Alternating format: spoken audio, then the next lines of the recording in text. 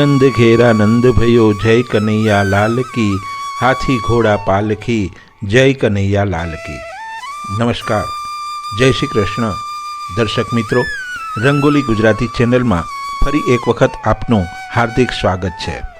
मित्रों, આજે આપણા લાડલા એટલે કે કૃષ્ણ કનૈયાનો જન્મદિવસ અને આ જન્મદિવસ એટલે જૂનાગઢ મહાનગર આજે હિલોળે ચડ્યું હતું। દરેક ભાવિક ભક્તજનો આજે કૃષ્ણમય બન્યા હતા। શહેરના તમામ મહોલ્લા ચોક અને સોસાયટી વિસ્તારમાં આજે શણગારવામાં આવ્યા છે અને મટકી ફોડ સહિતના કાર્યક્રમો જૂનાગઢમાં રાખવામાં આવ્યા છે। એ સાથે દર વર્ષની જેમ આ વખતે પણ શ્રી હરિઓમ ચેરિટેબલ ટ્રસ્ટના પ્રમુખ દીપેન્દ્રભાઈ યાદવની આગેવાની સૂચના અને માર્ગદર્શન નીચે એક ભવ્યાતિ ભવ્ય શોભાયાત્રા ભગવાન શ્રી કૃષ્ણની જૂનાગઢના રાજમાર્ગો ઉપર નીકળી હતી। બપોરે 3 વાગે ઉપરકોટ નજીક આવેલ શ્રીરામ મંદિર ખાતેથી આ શોભાયાત્રાનો પ્રારંભ થયો હતો। ત્યારે જૂનાગઢના પરમ પૂજ્ય સંતો મહંતો રાજકીય સામાજિક અગ્રણીઓની ઉપસ્થિતિમાં આ શોભાયાત્રાનું પ્રસ્થાન થયું હતું અને જૂનાગઢના રાજમાર્ગો ઉપર આ શોભાયાત્રા નીકળી ત્યારે ઝીણો ઝરમર વરસાદ શરૂ થયો હતો। જાણે ભગવાન વરુણદેવ કૃષ્ણ જન્મના આ મહોત્સવ આ શોભાયાત્રાને વધાવવા જૂનાગઢ ખાતે પધાર્યા હોય તેમ ઝરમર પછી ધીરે ધીરે વરસાદ વધતો ગયો હતો અને ધોધમાર વરસાદ વચ્ચે પણ હજારો માણસો અને અસંખ્ય પ્લોટ સાથેની આ શોભાયાત્રા મોડી રાત્રે સ્વામિનારાયણ મંદિર ખાતે પહોંચી હતી અને સંપન્ન થઈ હતી।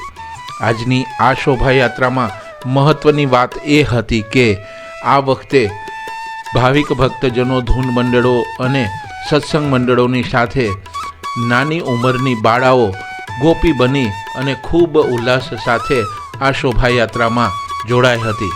રાસ ગરબાની રમઝટ, કૃષ્ણ કનૈયા લાલ કી જય, હાથી ઘોડા પાલખી, માખણ ચોર કોણ છે જેવા અનેક ગગનભેદી નારાઓ, બેન્ડની સુરાવલી, ધૂન મંડળના ધૂન સાથે આ શોભાયાત્રા જૂનાગઢના રાજમાર્ગો પર જ્યારે ફરી ત્યારે લોકો ભાવ વિભોર બની ગયા હતા। આજે બપોરના 3 વાગ્યાથી જ જૂનાગઢના લોકો આ શોભાયાત્રાના દર્શન કરવા માટે કલાકો સુધી રાહ જોઈને ઊભા હતા।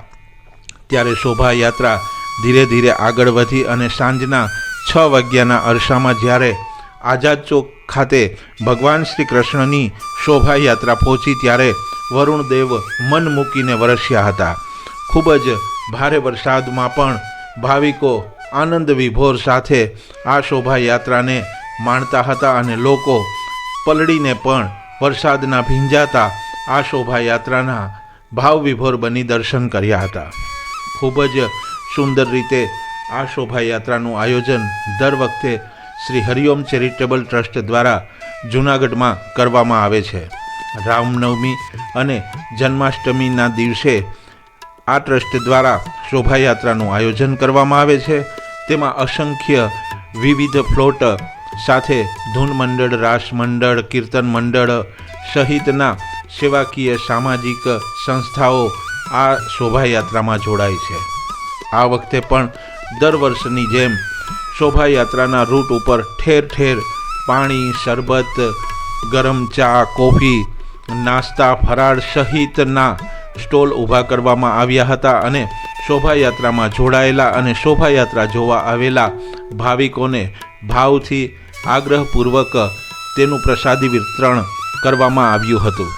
આઝાદ ચોક ખાતે શ્રી પીપળેશ્વર સત્સંગ મંડળ દ્વારા આઈસ્ક્રીમ હજારોના સંખ્યામાં લોકોને એક પ્રસાદ રૂપે આપવામાં આવ્યું હતું। આજે પલળતા પલળતા, ભીંજાતા પોલીસ તંત્રએ પણ ખૂબ સુંદર વ્યવસ્થા જાળવી હતી। જૂનાગઢના જિલ્લા પોલીસ વડા સુબોધ ઓળેદરાની સૂચના અને ડીવાયએસપી ધાંધલિયાના માર્ગદર્શન નીચે એ ડિવિઝન, બી ડિવિઝન અને સી ડિવિઝનના પીઆઈ તથા પીએસઆઈ સહિતના પોલીસ જવાનો આ શોભાયાત્રામાં કોઈ અનિચ્છનીય ઘટના ન બને તે માટે ભીંજાતા પણ ખડે પગે પોતાની ફરજ નિભાવી હતી. આ સાથે TRPF જવાનો જે ટ્રાફિકનું સંચાલન જૂનાગઢમાં કરે છે તેઓ પણ ખૂબ જ સુંદર વ્યવસ્થા ટ્રાફિક નિયમનની કરી હતી. જો કે સ્વયંભૂ રીતે આ ભગવાન શ્રી કૃષ્ણનો પ્રસંગ હતો ત્યારે ભાવિકો જોડાયા હતા, ત્યારે કોઈ પણ અનિચ્છનીય બનાવ ન બન્યો હતો.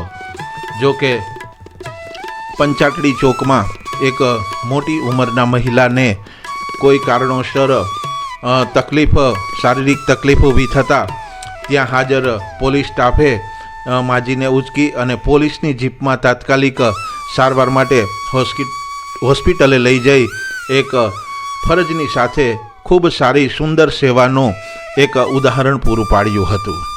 આજની આ શોભાયાત્રામાં જૂનાગઢ મહાનગરના ભાજપના પ્રમુખ તથા મેયર, ડેપ્યુટી મેયર, કારોબારી ચેરમેન અને પૂર્વ મેયર સહિતના આગેવાનો પણ જોડાયા હતા.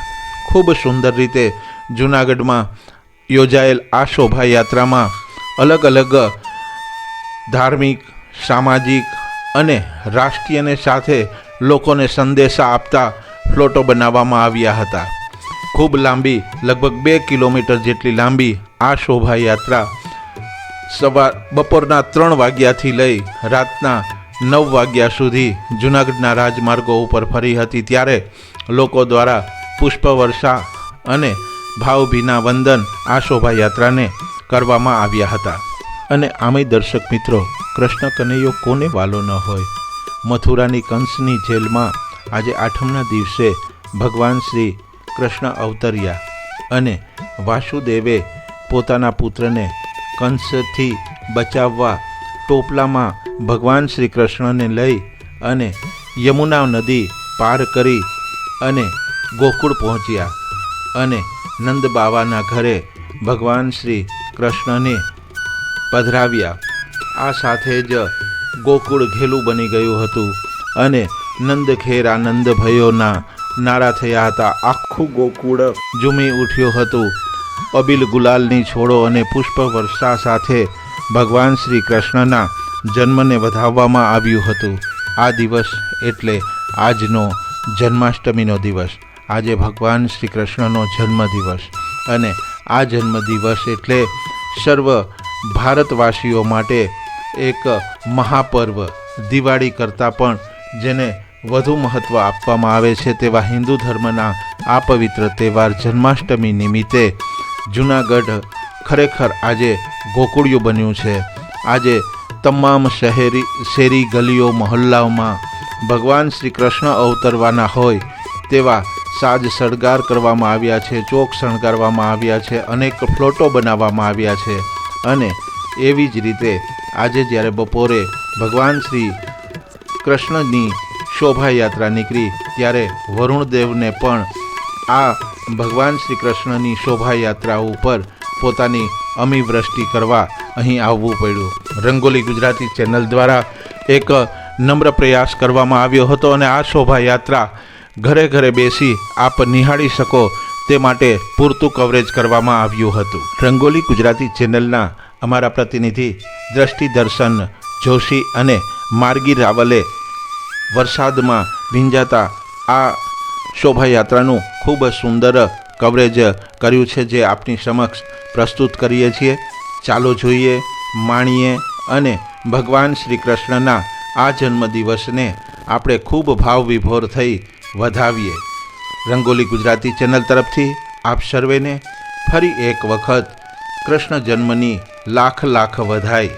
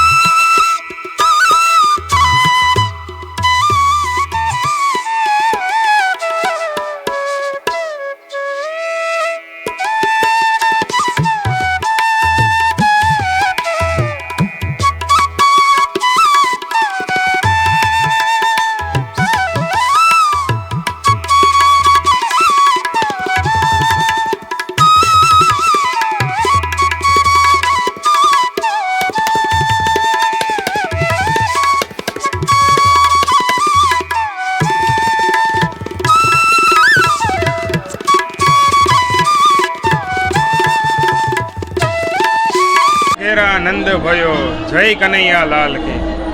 આજ રોજ જુનાગઢ મહાનગર જાણે ગોકળિયું ગામ બની ગયું હોય એમ વરસતા વરસાદમાં પ્રભુની વર્ષા પણ આ કુદરતની કૃપા પણ છે કે આજે કૃષ્ણ જન્માષ્ટમીના દિવસે 0:00 વરસાદથી શરૂ થતું અને અત્યારે ખૂબ સરસ વરસાદ આવી રહ્યો છે. પરંતુ શોભાયાત્રા જોવા માટે, શોભાયાત્રા નિહાળવા માટે હરિઓમ ચેરિટેબલ ટ્રસ્ટ, દીપેન્દ્રભાઈ યાદવ એમની ટીમ દ્વારા અને રામ મંદિરથી જે શોભાયાત્રા શરૂ થઈ છે, જાણે ગામ ગોકળિયું બની ગયું હોય એવું વાતાવરણ, સુંદર વાતાવરણ છે.